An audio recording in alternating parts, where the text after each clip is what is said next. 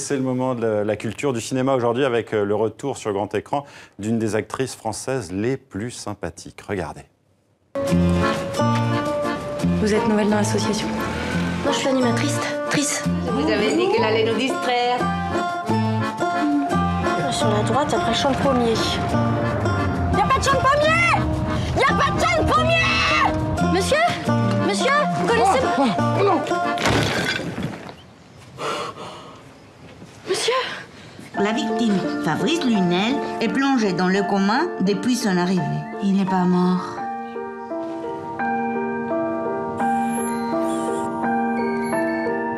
Je suis désolée.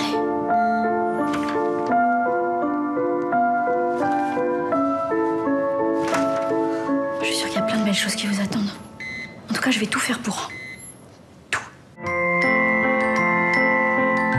Bonjour Jean-Baptiste. Bonjour Marion, bonjour à tous. Cette actrice française des plus sympathiques, eh bien c'est Isabelle Carré, à l'affiche d'un premier film, Les Chaises musicales.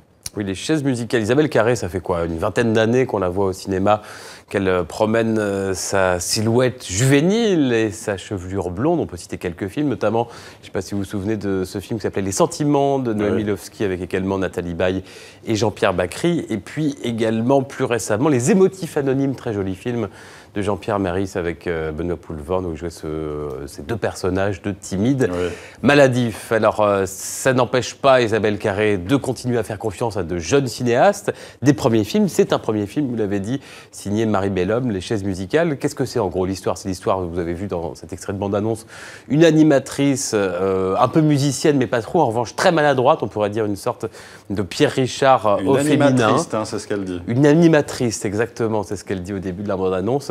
Et elle va chercher un peu, comme ces chaises musicales, à trouver sa place, à se poser, sa place dans la vie. Un personnage qu'Isabelle Carré a tout de suite aimé. Elle nous en a parlé, écoutez. C'est quelqu'un qui a du mal à trouver sa place, d'où le titre Les Chaises musicales.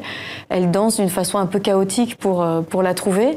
Et toute cette maladresse, toute cette difficulté à remplir sa vie, en fin de compte, parce qu'elle se dit presque musicienne aussi. Mais elle est presque tout, en fait, et presque rien, parce qu'elle n'a pas d'amoureux. Elle a un petit studio à 44 ans, bon, c'est pas tout à fait un aboutissement, quoi. Elle n'a pas d'enfant. Et finalement, sans s'en apercevoir, tout se construit. Tout se construit avec toutes ces maladresses. Et voilà, et ça, j'aime bien ce message-là aussi, parce que je trouve qu'aujourd'hui, on est dans une société où il faut toujours être tellement performant. Voilà, l'éloge de la fragilité et du doute, parfois ça peut être aussi salvateur, parce que le charme aussi peut venir de là. Donc je dois dire, je suis la vache qui tâche sans tâche numéro 2, et j'appelle la vache qui tâche sans tâche numéro 1. Et c'est toi? Ah oui, et le premier qui se trompe a une tâche. Une tâche comment? Alors, maintenant je dois dire, je suis la vache qui tâche à une tâche numéro 1, et j'appelle la vache qui tâche sans tâche numéro 2. C'est moi la numéro 1. Ah oui, t'as raison, je me suis trompée, donc... Donc tu as une autre tâche. Voilà. T'as compris? On continue? Non. Comment tu t'appelles? Perrine. T'as un amoureux? Non. C'est bizarre, t'as quel âge? 38. 39. Pourquoi t'as pas d'amoureux? Dis donc, toi je te demande pourquoi tu traînes avec des CP, là. C'est l'anniversaire de mon petit frère. C'est pas avec moi que t'es censé jouer.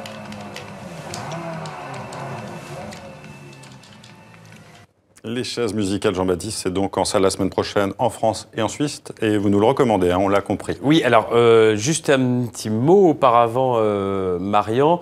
On peut dire d'autres choses sur ce film. C'est une comédie romantique, mais pas banale, puisque vous l'avez vu tout à l'heure dans l'extrait de bande-annonce, le personnage que joue Isabelle Carré renverse par accident un homme, elle culpabilise et va le voir tous les jours à l'hôpital, et puis elle va s'attacher à lui, elle va même tomber amoureuse. Donc oui, c'est une comédie romantique, mais avec un ton singulier. C'est un premier film avec, on peut dire, ses fragilités, ses baisses de rythme. Il y a un vrai charme, un film attachant, comme ce personnage d'Isabelle Carré, drôle, loufoque, un peu lunaire, et qui incarne... C'est une actrice de comédie. Un personnage, quand même. voilà. Alors, elle a commencé dans les drames, et de plus en plus, elle va vers des comédies, mais des comédies pas comme les autres, avec ce personnage loin de ce qu'on voit si souvent au cinéma, et notamment au cinéma français.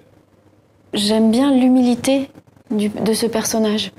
Ça me fait penser au film de Xavier Janoli quand j'étais chanteur, Depardieu. Évidemment, on lui dit mais maintenant il faut que tu arrêtes de jouer dans les bals musettes et que tu remplisses un stade. Et si on n'avait pas envie de remplir des stades?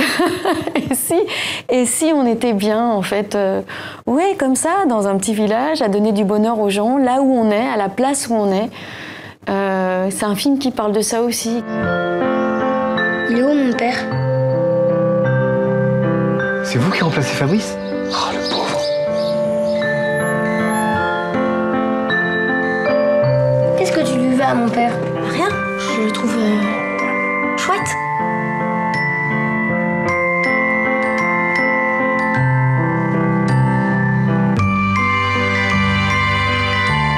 Bonjour.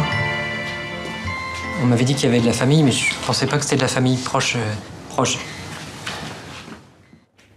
Et Jean-Baptiste, on va parler d'un autre film qui sort sur les écrans dans quelques jours. Et cette fois, c'est une reprise de Rose avec Bette Midler. Une autre actrice blonde d'ailleurs, mais c'était il y a quelques années. L'été, vous savez, est propice aux ressorties de films qui sont restaurés. C'est pour l'image, mais aussi pour le son. Et là, le son est important pour ce film de 1979. Il était sorti en 1980 en France. Vous voyez quelques images. Il raconte le destin d'une chanteuse de rock en tournée. Elle boit, elle veut lever le pied, mais son manager la pousse. Alors au départ, ça devait être un biopic, comme on ne disait pas à l'époque de Janis Joplin. Et puis Bette Midler, l'actrice, a demandé à revoir, réécrire complètement l'histoire. Ça donne ce film signé, donc je ne vais pas donner le nom du réalisateur quand même, Mark Rydell, film fascinant sur les affres de la célébrité, sur la vie d'une star en tournée, avec cette actrice et chanteuse humoriste que j'adore. Bette Midler, c'était son tout premier film au cinéma. Elle avait d'ailleurs été nommée pour ce premier film à l'Oscar de la meilleure actrice. Voici quelques images encore, peut-être.